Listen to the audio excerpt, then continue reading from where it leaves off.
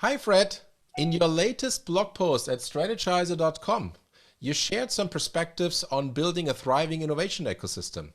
Let's talk a bit about it.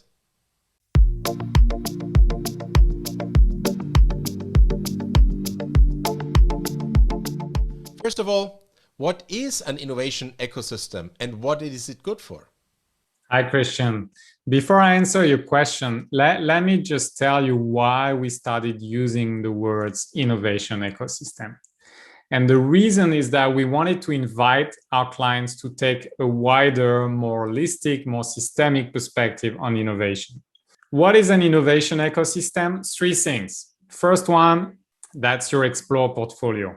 All the innovation projects, all the ideas for new product, new services, or entirely new businesses you're exploring, and the way you explore them. So your innovation framework, your governance, your business rules.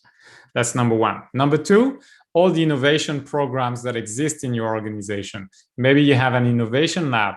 Maybe you have a corporate venture capital fund. Maybe you have a learning program where you send, high potential executives to Silicon Valley. That all your innovation programs are the second elements of your ecosystem. And the third one is your exploration culture. Those three taken together, they're unique to your organization and they constitute your innovation ecosystem. And that ecosystem drives the type of outcome you get from your innovation efforts. So when you want to build such a holistic innovation ecosystem in a large organization, how do you start? What have you seen is working well, say in the first 12 months? The first thing you would need to do is check for leadership support.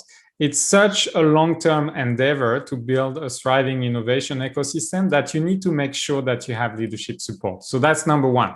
And then I advise my clients to pick three areas where they really want to improve in the first year and focus on those. You cannot, be perfect in every area in 12 months, but pick three, show real progress on those threes, and use that progress, use those quick wins as a way to maintain the leadership support that you need.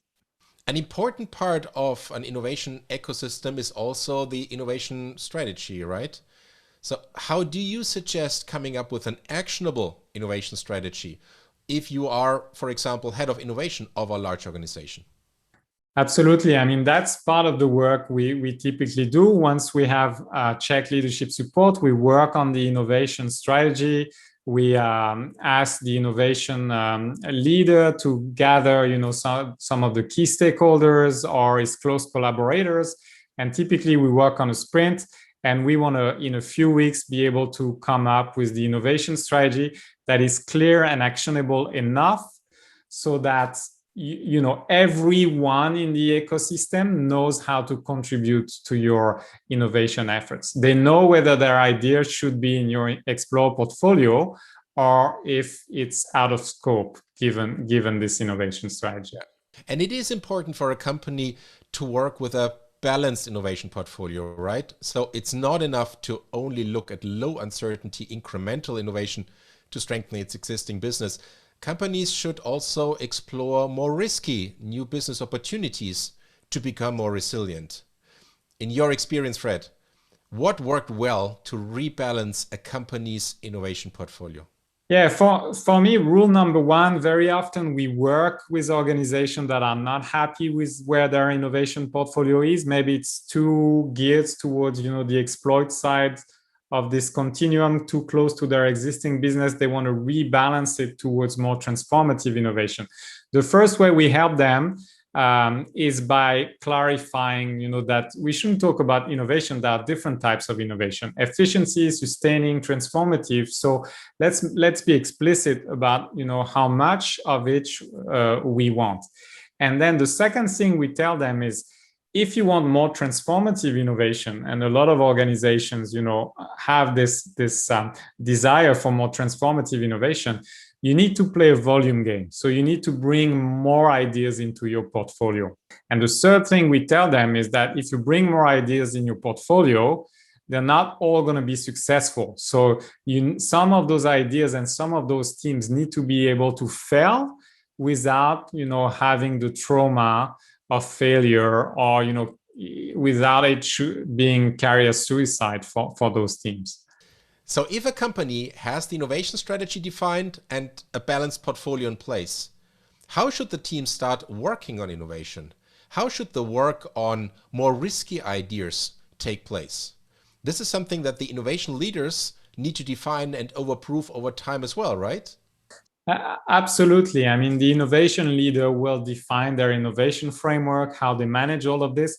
But there are 4 things we can do, or 4 ideas we can use to guide them in defining this innovation framework. First idea, work in phases, or have the teams work in phases.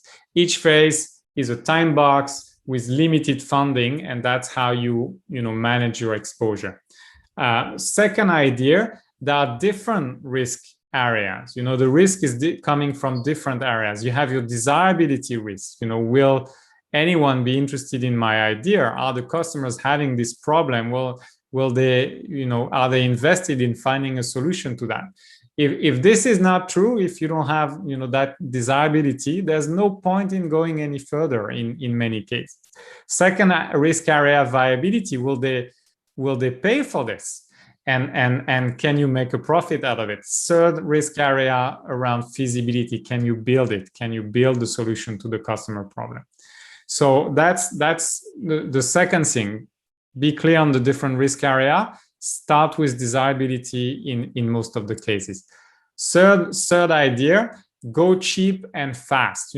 Very often when we talk about experimentation, our clients say, oh, we're going to run a pilot. No. A pilot can be very expensive. There are so many ways you can test an idea, especially around desirability, without running a pilot, with a cheap and fast experiment. So go cheap and fast, especially at the beginning. And the fourth area or the fourth idea that we share is around evidence. Focus on the evidence. Very often teams will be tempted to refine their idea, do more on the design side, and we will push them, or experienced innovation coaches will push them to actually run the experiments and extract the data and the evidence so that their decisions can be evidence-based. Thank you so much, Fred. That was very, very insightful.